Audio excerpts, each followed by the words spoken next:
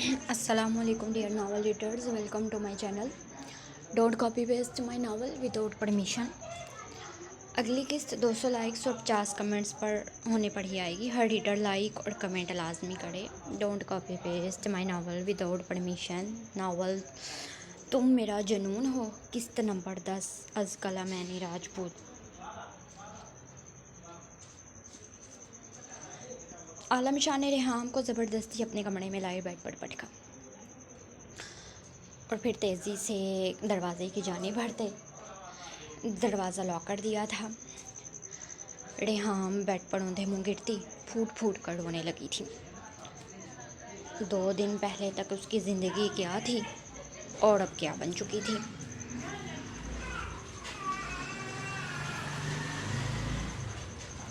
ये सोच उसे बेतहाशा रोना आ रहा था. तो वहीं आलम शाह वो खुद को इस लड़की पर अपना गुस्सा निकालने से रोकते. कमरे में यहाँ से वहाँ चक्कर काट रहा था ताकि उसका गुस्सा कुछ कम हो, लेकिन नहीं. उसकी आंखों के सामने उस दिन पंचायत का मंजर लहराया जब वो अल्तमश उसके किरदार को बुरा कहते सारा इल्ज़ाम उस पर डाले वहाँ से भाग चुका था. और आज रेहाम वो उसकी अम्मा साईं को चकमा दिए यहाँ से फरार होने की कोशिश कर रही थी. क्या वो उसके निकाह में होने के बाद भी उससे मिलने जा रही थी. ये सोच आते ही गुस्से की ज़्यादती से आलम शाह के दिमाग की शरेआनें फटने को थी. उसने कहर भरी नज़र रेहाम की पुश्त पर डाली और फिर अपने कफलिंग्स निकाले. अपनी कुर्ते की आस्तीन को कोहनियों तक चढ़ाया था. चेहरे पर पसीने के कतरे नमूदार हो रहे थे जो कि इस बात की निशानी थे कि वो किस कदर गुस्से में था. रेहाम अब भी औंधे मुँह अपनी किस्मत पर मातम कर रही थी.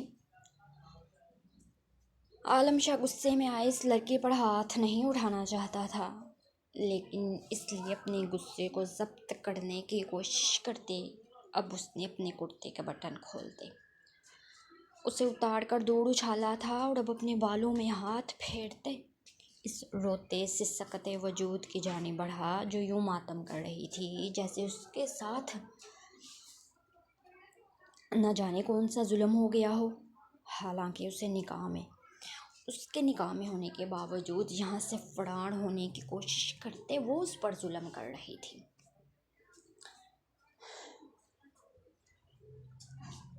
ये लड़की आलम शाह के निकाह में थी, उसकी इज्जत थी और वो अपनी इज्जत के मामले में कोई कंप्रोमाइज़ नहीं कर सकता था.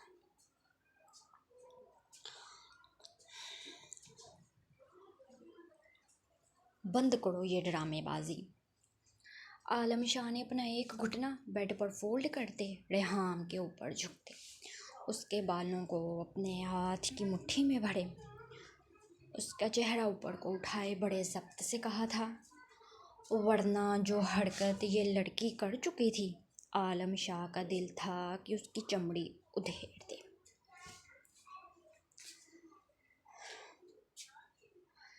आलम के हाथ की सख्त गिरफ्त को अपने बालों पर महसूस करते रेहाम के मुंह से सिसकाड़ी बुलंद हुई थी. उसकी आंखों में जो सुर्खी थी रेहाम ज़्यादा देर उससे नज़रें ही नहीं मिला पाई थी. जैसे ही नज़रों को नीचे किया तो आलम शाह के बदन पर शर्ट ना देख उसके 14 तबक रोशन हुए थे.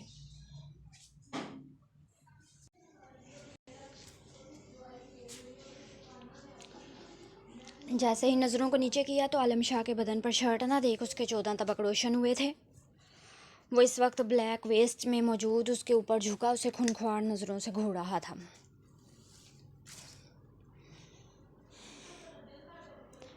आलम शाह ने उसके खूबसूरत बालों को हल्का सा झटका दिए, उसके चेहरे को अपने चेहरे के मज़ीद करीब किया था.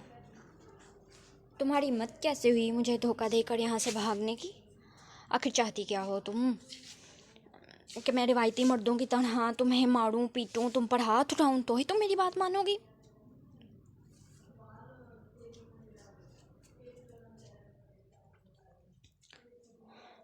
आलम शाह उसके चेहरे के करीब अपना चेहरा किए गुस्से की ज़्यादती से धारा था.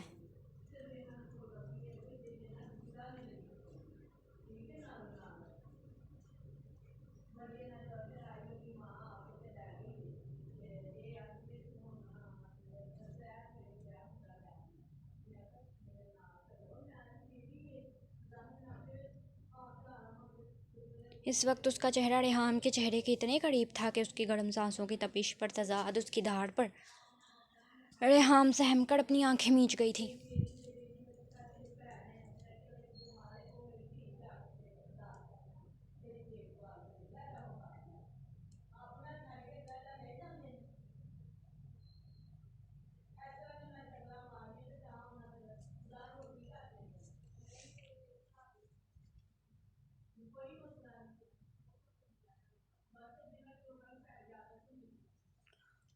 وہ یوں تو بہت بہادر بنتی تھی، لیکن سامنے موجود اس شخص کے غصے سے اسے خوف آتا تھا، یہ بات بھی حقیقت تھی۔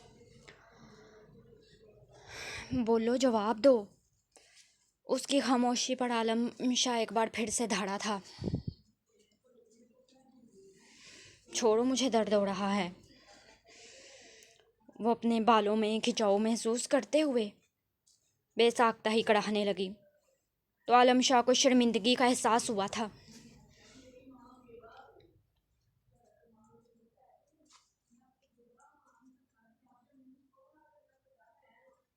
وہ غصے میں آئے اس لڑکی پر ظلم نہیں کرنا چاہتا تھا کہ جو کہ جانے انجانے میں وہ کر چکا تھا، اس لیے فوراً ہی اپنا ہاتھ اس کے بالوں سے پیچھے ہٹا لیا تھا، لیکن اب بھی اس سے دور نہیں ہوا تھا۔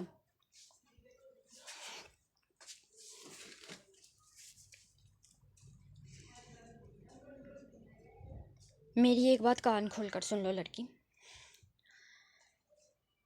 دوبارہ تم اس حویلی سے باہر قدم نہیں رکھو گی، اور اگر تم نے ایسا کرنے کا سوچا بھی تو تمہاری ٹانگیں توڑ کر تمہیں ہمیشہ ہمیشہ کے لیے اس کمرے میں بند کر دوں گا۔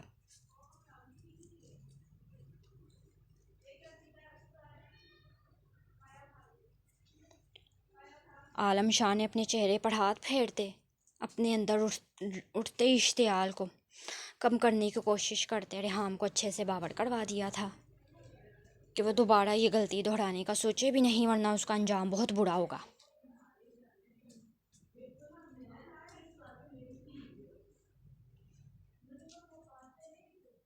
مجھے اس قید میں نہیں رہنا، وہ بے بسی اور غصے کے ملے جلے تاثرات سے چیخی تھی۔ رہنا تو تمہیں اب اسی قید میں ہوگا لڑکی، اور وہ بھی عمر بھر کے لیے۔ یہاں سے بھاگ کر کہاں جاؤ گی؟ اس التمش کے پاس؟ التمش کا نام لیتے عالم شاہ نے ضبط سے اپنی مٹھیاں بھینچی تھیں۔ اپنی عزت اپنی بیوی کے نام کو یوں کسی غیر مرد کے ساتھ جوڑنا اس کے لیے آسان نہیں تھا، مگر وہ کیا کرتا؟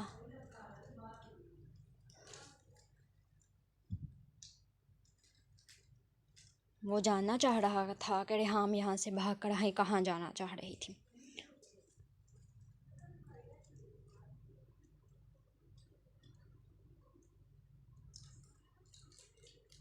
تحفہ اس التمش پر اور تمہاری سوچ پر بھی، اس التمش کی میں دوبارہ کبھی زندگی میں شکل بھی نہ دیکھوں، بلکہ اگر وہ کبھی میرے سامنے آ گیا تو اسے جان سے مار دوں گی۔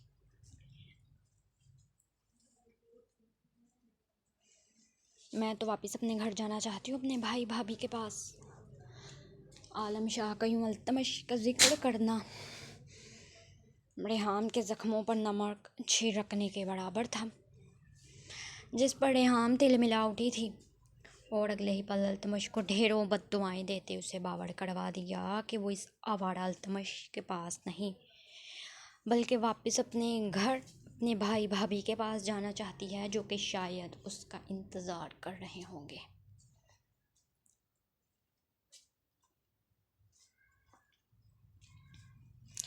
تم اتنی بے وقوف لگتی تو نہیں ہو؟ اس کی بات کو سن جہاں عالم شاہ کو کچھ تسلی ہوئی کہ وہ التمش کے بارے میں کیسے خیالات رکھتی تھی، وہیں اس کا یہ کہنا کہ اب وہ واپس اپنے گھر اپنے بھائی بھابھی کے پاس جانا چاہتی ہے، عالم شاہ پرسکون انداز میں بولا تھا۔ عالم شاہ کی اس بات کو سن ریحام نہ سمجھی سے اس کی طرف دیکھنے لگی کہ آخر وہ کیا کہنا چاہ رہا ہے۔ تم اتنی بے وقوف لگتی تو نہیں ہو لڑکی، جتنی بے وقوفانہ باتیں کر رہی ہو۔ تمہیں کیا لگتا ہے 2 راتیں یوں باہر گزارنے کے بعد تمہارے گھر والے تمہیں قبول کریں گے؟ کیا وہ خوشی خوشی تمہیں اپنے ساتھ رکھ لیں گے؟ تو یہ تمہاری سب سے بڑی غلط فہمی ہے لڑکی، وہ اب دوبارہ تمہیں نہیں اپنائیں گے۔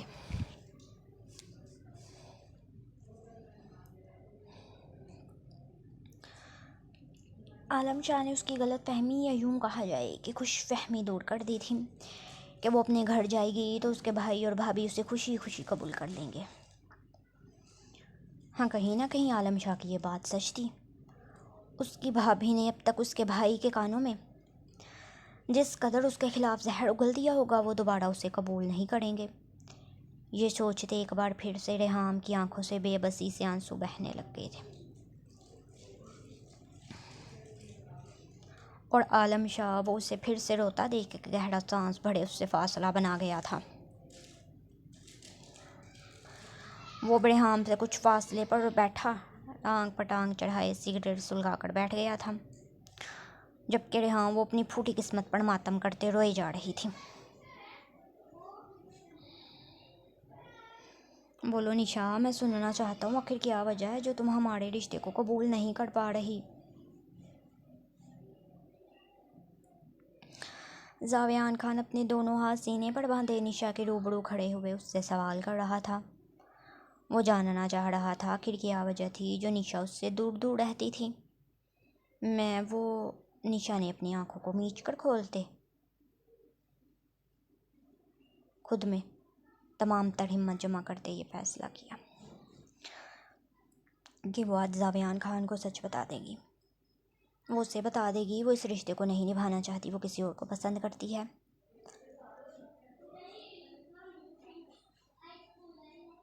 ہاں بولو نشا، میں سن رہا ہوں۔ زاویان خان کی بے چینی میں اضافہ ہوا تھا۔ وہ تمہارے ساتھ اس رشتے کو نہیں نبھانا چاہتی زاوی، کیونکہ میں کسی اور کو پسند کرتی ہوں، اور سالوں سے پسند کرتی ہوں، اور اس کے ساتھ ہی اپنی زندگی گزارنا چاہتی ہوں۔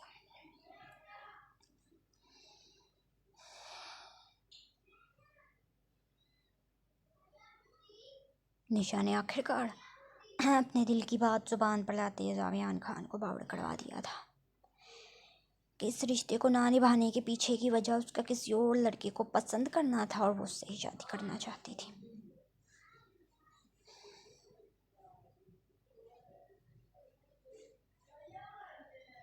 نشا کا یہ کہنا کہ کسی لڑکی کو پسند کرتی ہے، زاویان کے قدموں تلے سے زمین نکل گئی تھی۔ وہ خواب میں بھی نشا کی جانب سے یہ جواب دینے کا تصور نہیں کر سکتا تھا۔ ہاں، اسے یہی لگ رہا تھا کہ نشا اس کے بچپنے اس کی عمر کو جواز بنائے رشتے سے انکاری تھی، مگر یہاں بات کچھ اور تھی۔ نشا اسے نہیں بلکہ کسی اور کو پسند کرتی تھی اور اس سے ہی شادی کرنا چاہتی تھی۔ زاویان خان بے ساختہ ہی لڑکھڑا کر 2 قدم پیچھے ہٹا تھا۔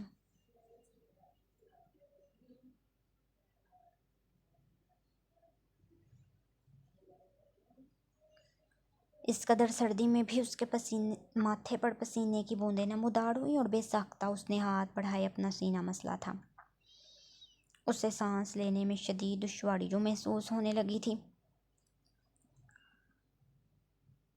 اس کی محبت، اس کے بچپن کا عشق جسے وہ بے تحاشا چاہتا ہے، وہ اس سے نہیں بلکہ کسی اور سے محبت کرتا ہے، اس کے ساتھ زندگی گزارنے کے خواب دیکھ رہا ہے۔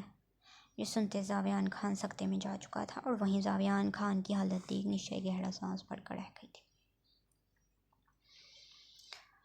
ہاں، اسے معلوم تھا، وہ دیکھ سکتی تھی کہ زاویان خان اسے جنون کی حد تک چاہتا تھا، لیکن وہ اپنے دل کے ہاتھوں مجبور تھی، جو کہ صرف ساڑم خان کے نام پر ہی دھڑکتا تھا۔ اس لیے آج ہمت جتاتے زاویان خان کو سچائی سے آگاہ کر دیا تھا۔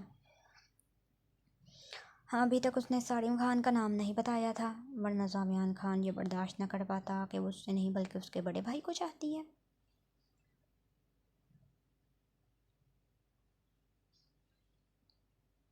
یہ تو بہت اچھی بات ہے نشا، تمہیں اپنی مرضی سے اپنی زندگی گزارنے کا پورا حق ہے۔ کون ہے وہ خوش نصیب لڑکا؟ تمہارے کالج یا یونیورسٹی کا کولیگ، یا پھر کوئی اور؟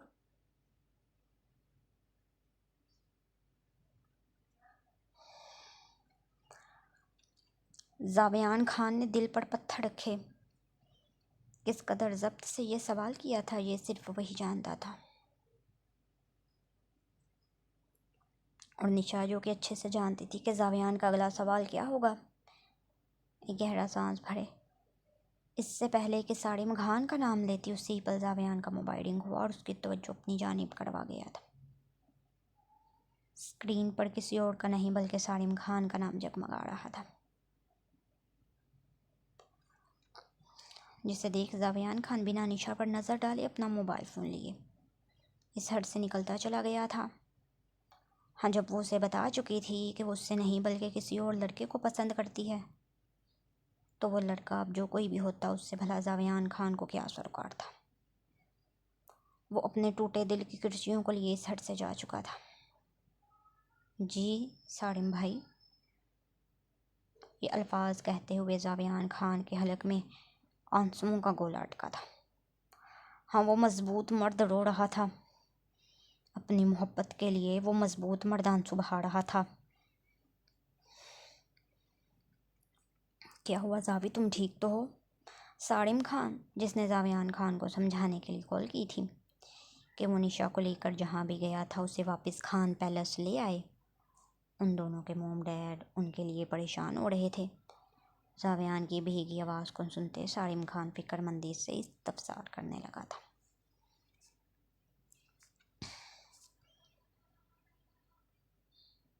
ہاں، وہ زاویان خان کو اچھے سے جانتا تھا، ہر وقت شرارتی لہجہ اپنائے سب کو ہنسانے کی کوشش کرتا تھا، تو پھر آج اس کی آواز میں نمی کیوں تھی؟ سارم خان کو زاویان کی بے تحاشا فکر ہوئی تھی۔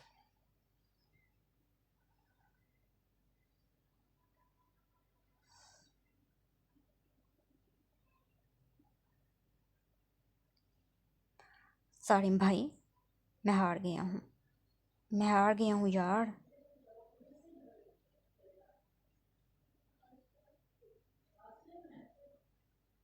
زاویان خان کا ضبط جواب دیا اور اگلے ہی پل وہ اس تیز بڑھستی برف پر بیٹھتا پھوٹ پھوٹ کر رونے لگا تھا۔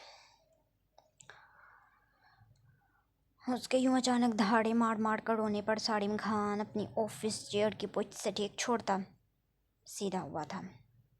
اس کے ہاتھ کی گرفت موبائل پر مضبوط ہوئی تھی۔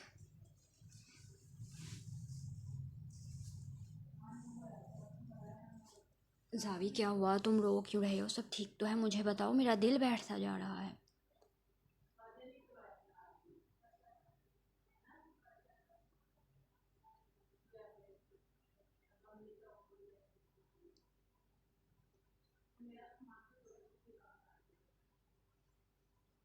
سارم خان کی آواز اب اونچی ہو چکی تھی، یہ جان ہی اس کی حالت خراب ہو گئی کہ زاویان خان رو رہا تھا۔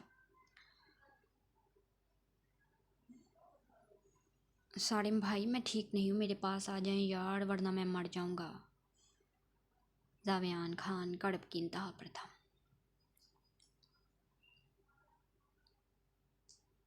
Shut up, just shut up زاوی، دوبارہ اپنے منہ سے ایسے الفاظ نکالے تو میں تم سے بہت برا پیش آؤں گا۔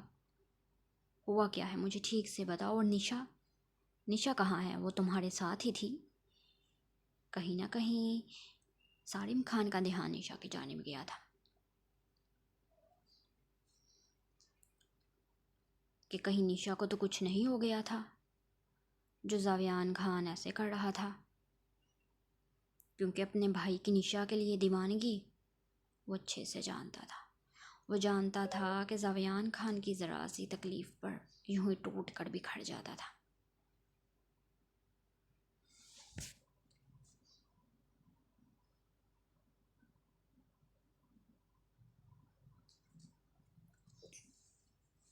نام مت لیں اس کا بھائی، میں اس کا نام بھی نہیں سننا چاہتا، اس کی شکل بھی نہیں دیکھنا چاہتا۔ مجھے یہاں سے لے جائیں بھائی، جلدی لے جائیں، ورنہ میں یہیں مر جاؤں گا۔ زاویان خان وہیں زمین پر لیٹتا کڑپ سے بار بار یہی الفاظ دہرائے جا رہا تھا۔ نشا کے منہ سے یہ الفاظ سننے کے بعد کہ وہ کسی اور کو چاہتی ہے، زاویان خان واقعی میں پل پل مر رہا تھا۔ اسے یہی لگ رہا تھا کہ وہ مزید کچھ دیر یہاں رہا تو اس کی سانسیں واقعی میں بند ہو جائیں گی، اور سارم خان وہ زاویان کی ان الفاظوں کو سن جیسے تڑپ گیا تھا۔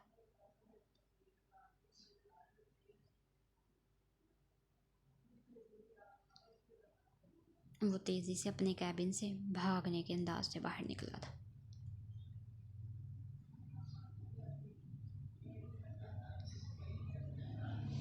جب سامنے سے آتے گاڑی پر شہیر خان نے اسے یوں تیزی سے باہر نکلا دیکھا تو فوراً ہی پکارا تھا،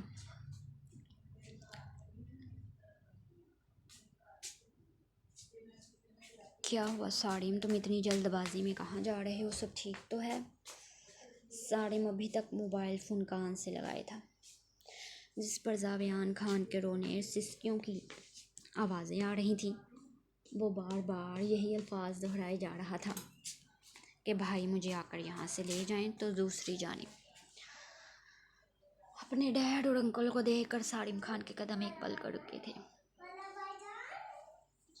ڈیڈ، وہ میں زاوی کو لینے جا رہا ہوں۔ ساڑم ایک پل کے لیے بھی وہاں نہیں رکا تھا، اپنے ڈیڈ کو بتائے کہ وہ زاویان خان کو لینے جا رہا ہے۔ وہ تیز تیز قدم اٹھائے آفس سے نکلتا چلا گیا تھا۔ اسے صرف چند منٹ لگے تھے زاویان کی لوکیشن ٹریس کروانے میں، اور پھر وہ اپنی گاڑی میں بیٹھتا اس لوکیشن پر جانے کے لیے نکل چکا تھا۔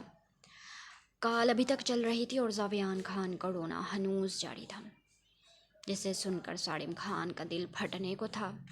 زاویان کو اس سے پہلے اس قدر قرب سے ساڑم خان نے نہیں دیکھا تھا، اور ہو نہ ہو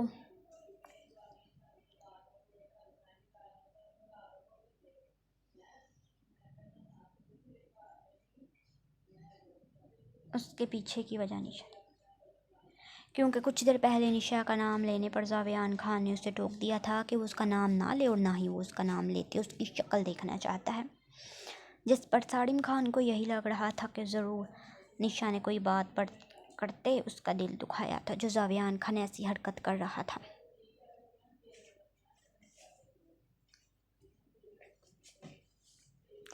وہ موبائل فون کو اسپیکر پر ڈالتے، ڈیش بورڈ پر رکھتے، گاڑی کو تیزی سے ہواؤں میں اڑاتے جلد از جلد زاویان کے پاس پہنچنا چاہتا تھا۔ ابھی ساڑم خان نے کچھ فاصلہ طے کیا تھا کہ زاویان کی کال اچانک بند ہو گئی تھی، جس پر ساڑم خان نے فکر مندی سے دوبارہ کال ملائی تو اس کا نمبر سوئچ آف جا رہا تھا۔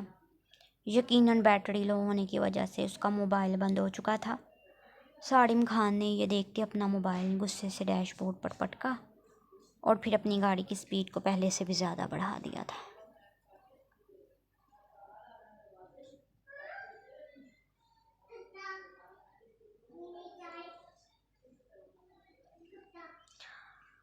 دوپہر ڈھل کر شام میں تبدیل ہو چکی تھی اور رو رو کر ریحام کا گلا سوکھ چکا تو خود ہی تھک ہار کر خاموش ہو گئی تھی، اور وہیں صوفے پر براجمان عالم شاہ مسلسل اس پر نظریں جمائے سگریٹ پھونکتا جا رہا تھا۔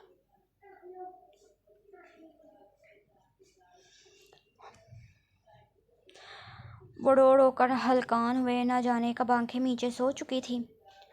کمرے میں اس کی گہری سانسوں کی آواز کو محسوس کرتے عالم شاہ نے اس آخری سگریٹ کو اپنے لبوں سے ہٹائے۔ ایش ٹرے میں مسئلہ تھا۔ وہ دبے قدموں چلتا ریحام کے بیڈ کے قریب پہنچا۔ ذرا سا چہرہ جھکائے اس نے ریحام کے چہرے کی جانب دیکھا تو یکدم ہی اس کا دل مٹھی میں بند ہوا تھا۔ رو رو کر اس کی آنکھوں کے پپوٹے سوج چکے تھے اور چہرہ وہ مرجھا گیا تھا۔ بال سارے تکیے پر بکھرے تھے۔ اس کی حالت کو دیکھ کے گہرا سانس بھرے عالم شاہ نے سائڈ ٹیبل سے ریموٹ اٹھائے، کمرے کا اے سی آن کیا اور پھر جانے کے لیے واپس مڑتے اچانک ہی رکا اور اپنے دل کے ہاتھوں مجبور ہوئے وہ کمفرٹر کو ریحام کے کندھوں تک اوڑھ دیا تھا۔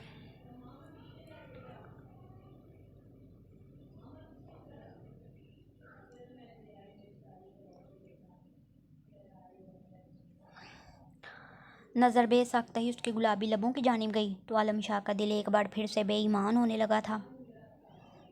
آج گاڑی میں پہلی بار میں اس کے لبوں کا لمس محسوس کرتے عالم شاہ کا دل تیزی سے دھڑکا تھا۔ اس کا دل چاہ رہا تھا کہ وہ بار بار ان لبوں کی مٹھاس کو چکھے، لیکن اس وقت وہ ایسا کیے ریحام کی نیند خراب نہیں کرنا چاہتا تھا۔ اپنے دل کو ڈپٹتے ایک نظر اس کے وجود پر ڈالے وہ اپنا کرتا اٹھا کر پہنتے کمرے سے نکلتا چلا گیا تھا۔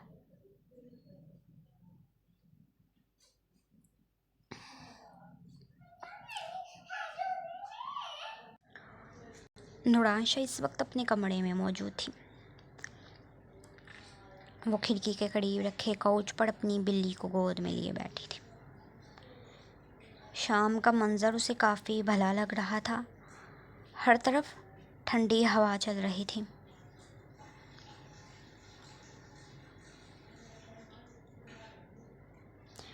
یکدم ہی اسے چھینک آئی، جس پر وہ شکر الحمدللہ کہے ایک بار پھر سے سوزین کی جانب متوجہ ہوئی کہ اس کے ذہن میں یکدم ہی اس بلیک ہارٹ مین کے الفاظ گونجے تھے۔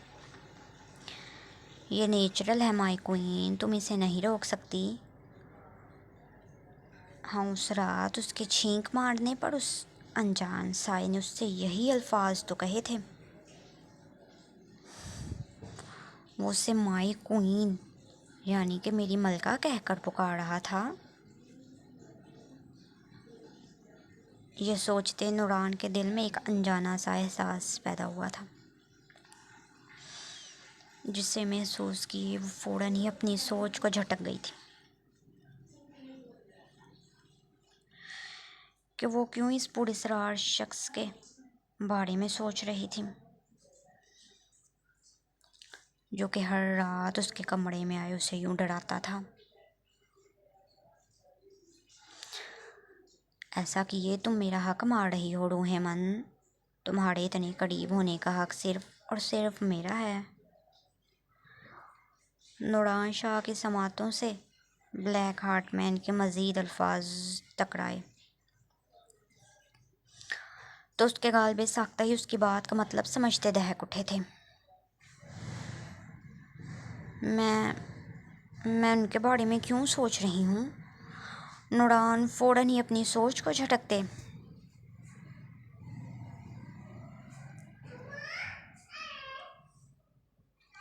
سوزین کو لیے صوفے سے اٹھ گئی تھی۔ یہ پچھلے چند سالوں میں آج پہلی بار تھا کہ وہ اس انجان شخص کے بارے میں سوچ رہی تھی۔